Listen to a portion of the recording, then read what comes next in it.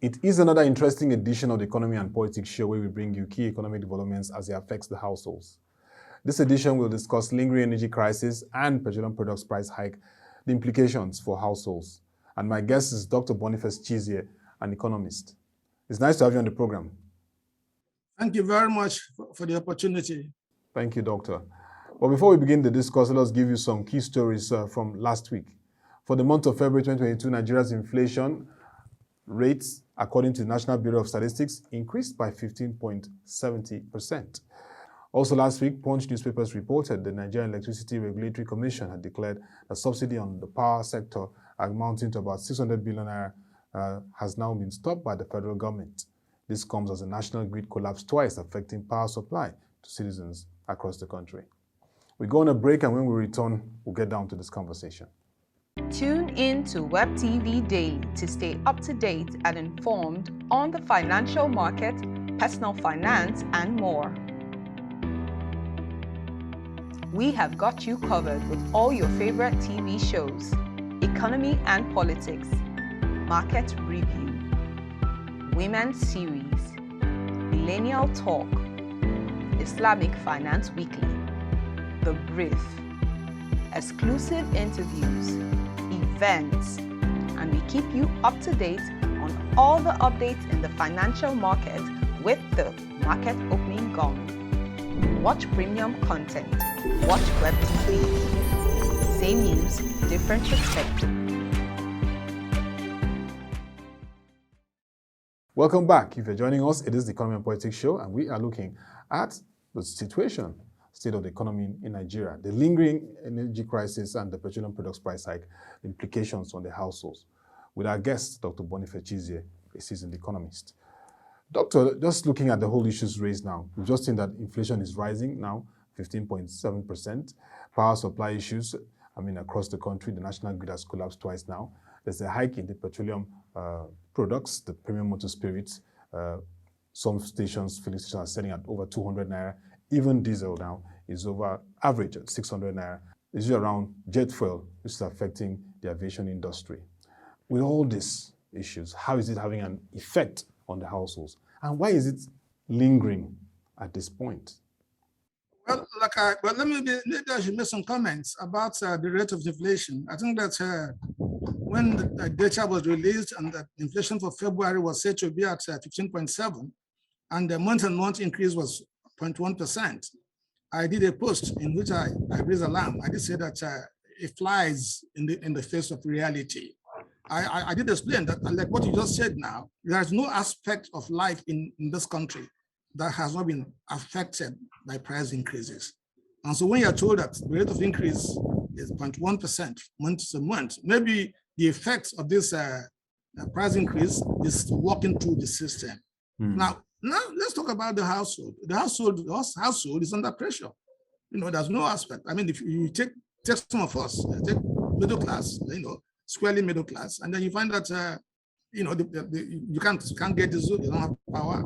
The tariff, my tariff here was increased by 100%, and when it was increased by 100%, it was under the promise that there was going to be steadier power supply, but that hasn't been the case. So you have a tariff increased by 100%, which is unconscionable. One of the things that's happening is that we've left the things we should do. We've not done what the things we should do, and we're trying to rush everything, cram them in, and somehow, those at receiving end, consumers and so on, who did not have anything to do with the failure in leadership that has caused all this, are left to bear the brunt. And so you find that you are bearing a tariff 100% increase. You take your diesel, it's increasing by rapidly almost every day. It was about 500, now it's almost 6, some are saying 800. You go to aviation fuel, they stopped saying they're going to stop flying because the aviation fuel itself, the price is increasing daily. And so, okay, we understand. This government wants to remove subsidy. Yes, we've shouted to the rooftops to say that subsidies is not the way to go. They are misallocation of resources. We said so. But then we left these things, and then now, this is almost on the task of this administration. Everything is not being rushed. And so if you have your income, if you're an income earner, the purchasing power of your income it's undermined. Now, not talk of even the downtrodden, those who must earn a living for them to live, they go out there and they're not earning, and so the pressure is everywhere. And I wonder how people are being able to survive. But, I have a word of caution for us. And even those who feel that they're a bit comfortable as this thing is evolving, you have to be very careful because there could be an implosion. The answers as a protest should be a constant reminder. We should always have it in our consciousness. It is in our insurable interest to make sure that the standard of life for everybody, living for everybody, is livable. It's something that really people can endure. People will say, look, in some places, from what has happened recently, there could be protests, and when you have protests, things might go out of hand, and productivity in the economy will ground to a halt. And this is an economy that has been affected for 2 years by COVID, and is being affected by Putin invading Ukraine. So there are challenges everywhere. So it's time to be a bit cautious, put our thinking hat on, and be aware that we have to keep our eyes open on the downtrodden. It's very important. Safety net. Yeah. Well, Dr. Boniface, you really highlighted some very critical issues now. The fact that the households are under pressure, particularly the income earners and even those who are viewed as artisans and all that. And again, people in the middle class who are paying for services, like you said, increase in tariff, 100% electricity tariff, yet you're not getting that service. That begins to call for accountability. We'll get to that in the course of the conversation. But let's look at businesses. As an economist, you have the consulting service also. You have friends who are in the business sector. I mean, just over the weekend, we saw billionaires, industry leaders complaining about the state of the nation, saying that their own staff are sharing their own challenges too, like you've highlighted some of them. So how are businesses, from your perspective, from your interaction, being affected by this? And what does this mean for productivity? Because that's where economists and analysts look at situations like this. How does it affect productivity for the economy? Well, essentially, what tends to happen is that when the situation is tight, then people begin to rationalize. You begin to rationalize expenditure, and so you begin to say, where do I put my money, and so on and so forth. Now, I'll give you an example. When the cost of diesel, was jumping every day, then normally I would buy diesel and use it for my big generator. I reverted immediately to the petrol generator because the price of PMS is still controlled. And so I try to avoid that. So, and I expect that every rational human being, economic agent in this economy, will be thinking now properly of where to put their monies. Now, you take a company, you have your staff, and then your staff, they're under pressure. The standard of living is falling, and it has also implications. It has, now you find that the health conditions, average health conditions, deteriorate, and then people are sick, and then they have to buy medicines. They are not able to afford it because the pressure on their income is there. And then they go to work, and they're not strong at work. It affects productivity, affects everybody, affects what the company is producing. And so it comes across, like you did say, nobody is spared. Anybody that thinks that they are protected from what is happening now, the person is not thinking properly. Sometimes I hear people say, you say fuel price has increased. So what has that got to do with the barber? But you forget the barber, the fuel price increase was through the system, increases the price of transportation. And the barber himself has to pay transport. And it's about that what he paid for transportation maybe 2 weeks ago, he now has to pay maybe 50% more. Then he wants to put it on the cost of haircut. And so when naively we look at these things and we say, look, maybe we're not, this thing has nothing to do with fuel, has nothing to know. That's why inflation is very important in an economy. And one of the challenges which the authorities must face is the fact that the rate of inflation as it is today is not sustainable. For a long time, we tried to make sure we get down to single digit. We were talking about 6 to 9% for a long time. We've not been able to do that. And in fact, it is surprising. That's why I said 15.7 for me. I'm still trying to get my brain wrapped around that. I can't understand what that is. I think it's much more than that figure. And that's not good for anybody. It's not good for us. It affects our competitive position. And even external investors who want to come to our countries to invest, one of the things they have to look at the cost of investment. They look at other things, look at security of life, and look at the infrastructure, look at the environment. It's not enabling. There are challenges. I mean, really, businesses have to rationalize. Again, you've raised the issue of inflation, which is rising, and the issue of monetary policy. This week, the monetary policy authorities will be meeting, so we'll hope to see how they react to this whole development. Quite a challenging time. And then, of course, President Muhammadu Buhari, from where he's taking his medical leave in the United Kingdom, apologized to Nigerians over the socio-economic effects of the current crisis on the populace. But beyond the apologies, we need action, because the president and governors, they don't face this crisis because state takes care of all their challenges. What should the government be doing beyond apologies, considering this cycle? And like you rightly said, in some climes, it could really lead to social unrest, and no government wants to manage that. You talked about NSAS. The effects were terrible. Trillions of naira assets destroyed. We don't want to experience that. What should be the proactive step of government? Because I'm saying proactive because by now we would have seen some steps in terms of proactive moves by the government, but that didn't happen. So what should happen now? Because we are tired of a situation of reactionary approach. The things that, first of all, I think that we have to give the president kudos, that at this time, he's taking time out to apologize. I think that that wasn't the case in the past. So I think that's nothing to me. That's a welcome development, because he has responsibility, for saying the obvious. He was appointed, to make a difference in the life of the populace. And so if it's not going the way it should go, it should show some empathy and indirectly accept responsibility. What can the government do? I think that the government is challenged. So sometimes we, those of us who are outside looking in, we see this things happening and we say, what government should do something. There's not much government can do.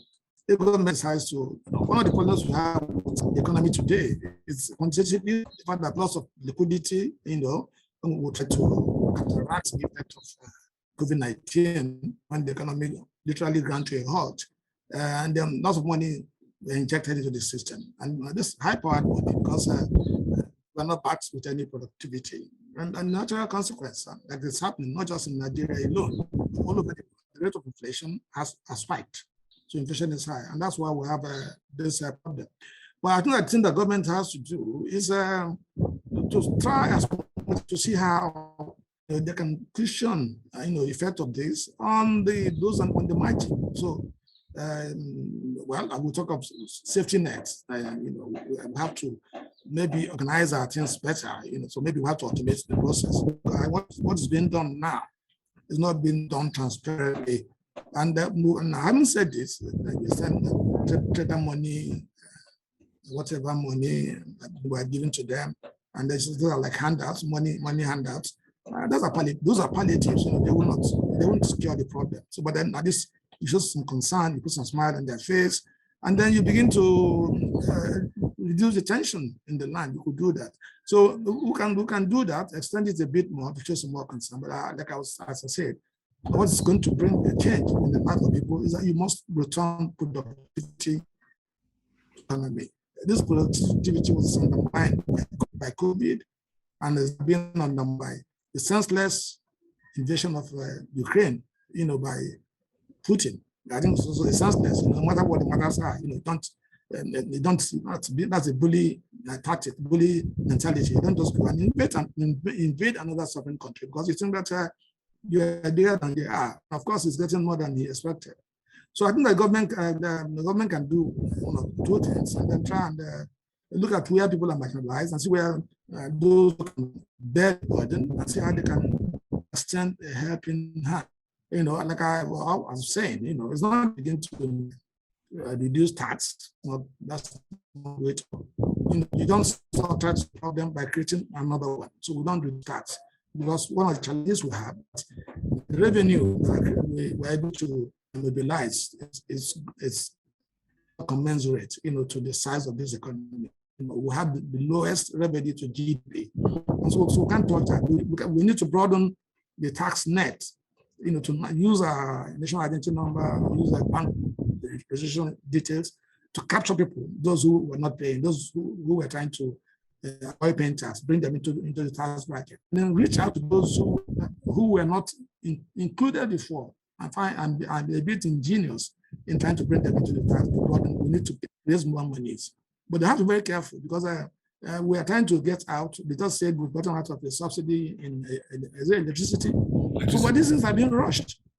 So we, yes, things have been rushed. So that's what we should do. We didn't do it, and then we're trying to cram it in, and this is affecting everybody. That's why the airline industry are saying that, look, the Chizea Blue model, I say, with the rate at which aviation fuel is increasing, that it continues, the planes will be grounded. So I think that is a tough one, but it's good for government to have some consciousness that something needed to be done. Yes. Yeah, well, Dr. Boniface Chizea, you've put, of course, the ball again in the court of the government. They know that this is a very trying time.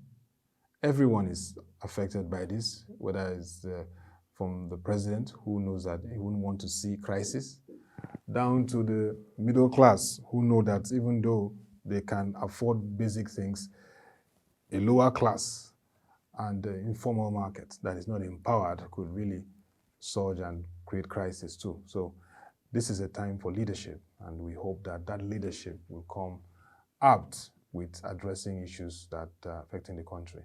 You've talked about the need to rejig the social intervention plan, the palliatives, and of course, return back to productivity. That means agriculture, manufacturing, those drivers, even transportation, logistics need to be addressed quickly to unlock the economy. And we just will be watching the developments. But I must say to all Nigerians, this is a challenging time, and we appreciate your resilience. Whatever it is, let us all see how we can help each other at this period, because we admit that it's really a trying time, going by all parameters. Thank you very much, Dr. Boniface Chizea, seasoned economist, CEO BIC Consulting, for this very interesting conversation. You helped us dissect this lingering energy crisis, petroleum products price hike and heights, all putting the households under pressure, and how we can navigate through this. Thank you once again for the time. Thank you for having me. God bless. Thank you.